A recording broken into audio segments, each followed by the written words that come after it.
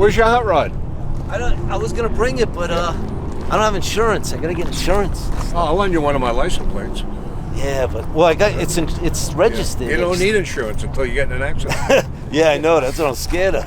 Yeah. Or I get pulled over or something. Yeah. Oh, you just tell him you're Dragon Man's brother. Yeah, but I don't know what is it. Well, it's when he asks for your license registration, just hand him a $50 bill. Yeah, right. Yeah. Oh, shit. Yeah, it works. I mean, I think about them cops. They don't make that much money. They're happy to get an extra 50. Hey everyone, I just got this visible pump, and I'm going to restore it myself. And what I'm doing is I took all the bolts out and everything, and I'm taking the skins off, and then or I already pulled the pins out for the hinges, so I got that out, and then I'm gonna bring it to the powder coater, and he's gonna like sandblast all this stuff, and then I'm gonna have it powder coated yellow, because I'm gonna make a shell pump out of it.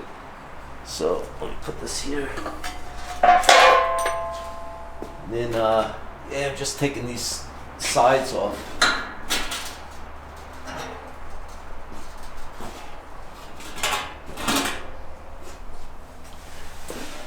Yeah, this one, it's in pretty good shape. You know, as you can see inside, there's no rust or anything, so it'll come out pretty nice.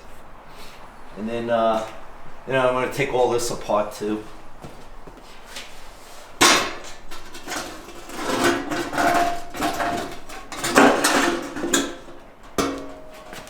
Yeah, these things are heavy, man. They don't make this stuff like they do now.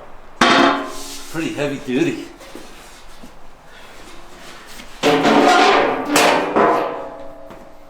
Yeah, you can see there's not a lot to it. You know, there's a pump down there, and they used to have like a hand crank, and you just crank it to get all the gas up to here, and then it's gravity fed when they put it in the car. But it's pretty amazing. This is like original and everything. Pretty cool. So now what I'm going to do is start removing all this stuff. This is original glass too, and those are really hard to find.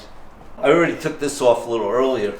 This actually sits on top of the tank, and there's a globe that sits on here, and you know the bulb sits in here that lights it up, and I don't have the globe, but I'm going to get one, and that actually sits on top here. And then I have this is the crank, you know, the pump the gasoline up to the top. It actually goes onto the pump there. I'm going to get all this sandblasted and powder coated. And this is another plate, you know, that went onto there. Yeah, it's pretty cool. And then this I took apart already. This is where the wires run through for the light. It goes up on top. I'm going to get this powder coated also. Yeah, a lot of parts. And then next I'm going to take all this apart.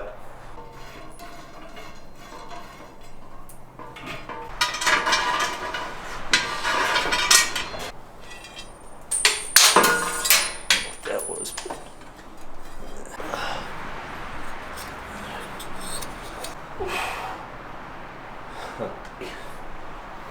It's kind of heavy.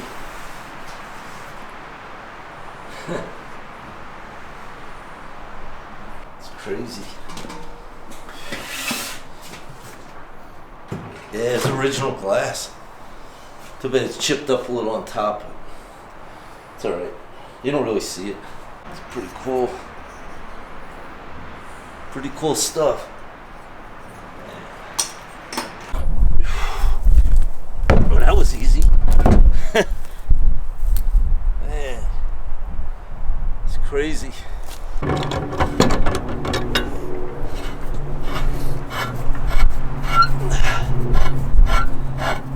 Getting there. Oh, God. Man, this stuff is heavy. Unbelievable. Boy, at least I got it off. Well, got everything apart. Now I gotta go drop it off at the powder coater and then reassemble it. And man, I can't wait.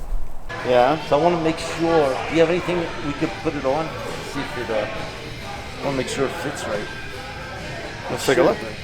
What are they? They're the aftermarket, Reineke or something? Reinhardt? Well, Yeah, I mean, those are the ones. Are these those are the 4-inch.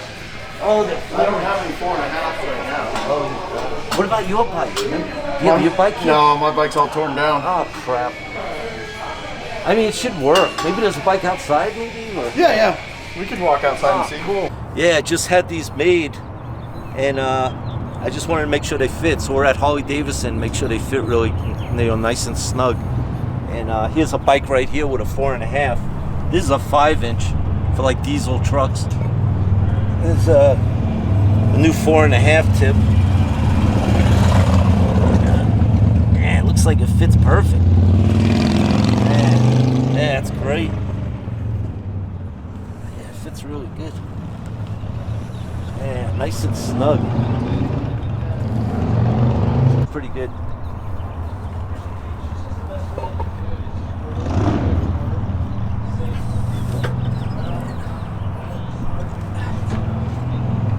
Looks like they got bolt-on training wheels. I guess if you can't ride a bike, you can put these training wheels on. Okay, I got it sanded, and as you can see, it's a lot better. It's not perfect, but it's a lot better. This primer, fills in a lot of stuff, and it's a powder coat primer. So I'm real happy.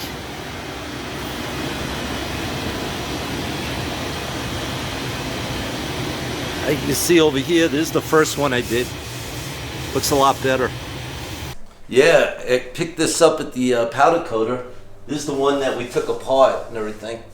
And you can see it came out really good. We put it all back together. I polished this up, and there's a date on it. It said 1920 and everything. It's pretty cool. And I fixed the light. It needed a new socket, but they sell all that stuff, It's aftermarket. So I got all that working, and put the stickers on it and everything. But I'm real happy with the end result. And also, I took this one apart, did the same thing. I just had it powder coated and everything, put it back together. Had some pitting in the metal, but we primed it with a high temperature primer. And then I sanded it, so I got most of it out. And then he went ahead and powder coated it. Came out really nice, man. I'm really happy. And then I polished the nozzle up. It's like 100 years old. And then I ordered a new globe because I didn't get the globe with this visible pump. And they make all that stuff aftermarket. But it came out really nice. I'm really happy. Man, I'm real excited the way it looks. I also had my air cleaner on my hot rod powder coated the same color red as the pump. It's called Fire Engine Red, and it came out really nice. I'm real happy, and it actually matches the car pretty good. So I think I'm going to try to start selling them like this, maybe in 4 or 5 different colors. And yeah, I can't wait. Yeah, this thing looks great. Man, let me show you what I did on my other hot rod, my 1928. It used to have this really big steering wheel on here. It was really ugly. And so I took it off, and I had this laying around that I bought a while back because I liked the way it looked. But I had to buy an adapter. And then, but it worked out real well. And then also, like, you see this key switch here? Yeah, it didn't even have one. It was like 2 switches under the dash. One was for the fuel pump, and the other one was the ignition. And then it had a little button. I had to reach under there to push it to start it. And while I'm doing that, I had to push the clutch in and everything, and it was such a pain. So I went ahead and I found this square tubing I had, and there was a hole here, so I put a bolt and I bolted it on here, and I bought this key switch at an auto parts store, and I welded a little plate on here, so it worked out really well. Yeah, I put one of my skull shifters on it, and let me show you what I do with the air cleaner. Yeah, I put an air cleaner on here, and I did it white because I figured it would make it stand out better and stuff. And I put the skeleton arms on here. Also did them white. It looks pretty cool. Yeah, I can't wait to cruise around and blow minds with it. It's really cool. I gotta hook this up to the linkage on the carburetor. Haven't done that yet. I also made a spacer because when it was lower, it would have hit the firewall and the alternator.